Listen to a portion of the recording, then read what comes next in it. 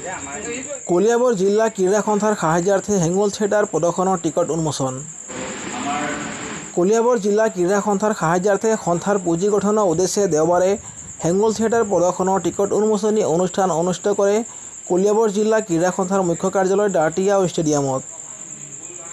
উক্ত অনুষ্ঠানত উপস্থিত থাকে কলিয়াবৰ জিলা ক্ৰীড়া সন্থাৰ কাৰ্যকৰী সভাপতি ৰবীন ভূঞা, সাধাৰণ সম্পাদক অচ্যুত শইকীয়াৰ লগতে কলিয়াবৰ আগশাৰীৰ গণ্যমান্য ব্যক্তিসকল। News desk report, any express. ক্ৰীড়া সন্থা আপোনালোকে সকলোৱে জানে, কলিয়াবৰ জিলা ক্ৰীড়া সন্থাৰ আৰ্থিক অৱস্থাটো ইমান ঠিক নহয়। আমি সকলো খেলত ফুটবল, ক্ৰিকেট, ভলীবল, এথলেটিক্স আদি বিভিন্ন খেললৈ টীম পঠিয়াব হ'লে বছৰি প্ৰায় ৩-৪ লাখ টকাৰ প্ৰয়োজন হয় আৰু আমি সেই অভাৱৰ কাৰণে আমাৰ কলিয়াবৰত বহুতো প্ৰতিভা আছে, আমি তেওঁলোকক সা সুবিধাখিনি দি পেলাই আমি আগবঢ়াই নিব পৰা নাই।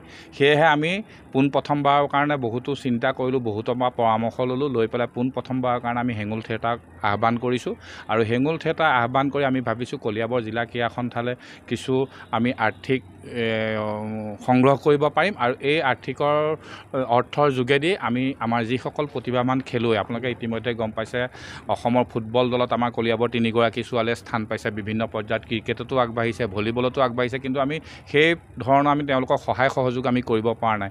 গতিকে আমি ভাবোঁ এই থিয়েটাৰখনৰ যোগেদি কলিয়াবৰৰ ৰাইজে আমাক সহায় সহযোগ কৰিব আৰু তেওঁলোকৰ সহায় সহযোগৰ মাজেদিয়ে আমি এই খেলুৱৈসকলক আমি আগবঢ়াই লৈ যাম বুলি আমি বিৰাট আশাবাদী। আচ্ছা, আজি আমাৰ উন্মোচনীতে আজি আমি ভাল এটা প্ৰতিচ্ছবি দেখিছোঁ আৰু আমাৰ ক্ৰীড়া সন্থাৰ আজি 10 বছৰৰ আগতে কলিয়াবৰ জিলা ক্ৰীড়া সন্থাই দান বৰঙণি সংগ্ৰহ কৰিছিল, কিন্তু যোৱা বিগত 10-15 বছৰ ধৰি আমি তেনেকৈ ৰাইজৰ ওচৰৰ পৰা দান বৰঙণি সংগ্ৰহ কৰা নাই আৰু সেয়েহে মানে ৰাইজৰ মাজতো এটা ভুল মানে ধাৰণা আছে যে কলিয়াবৰ জিলা ক্ৰীড়া সন্থালৈ অসম চৰকাৰৰ তৰফৰ পৰা সাহায্য আহি থাকে, ধন আহি থাকে, সেই ধৰণৰ আমাৰ খেলুৱৈসকলক আমি আগবঢ়াই নিব পৰা নাই।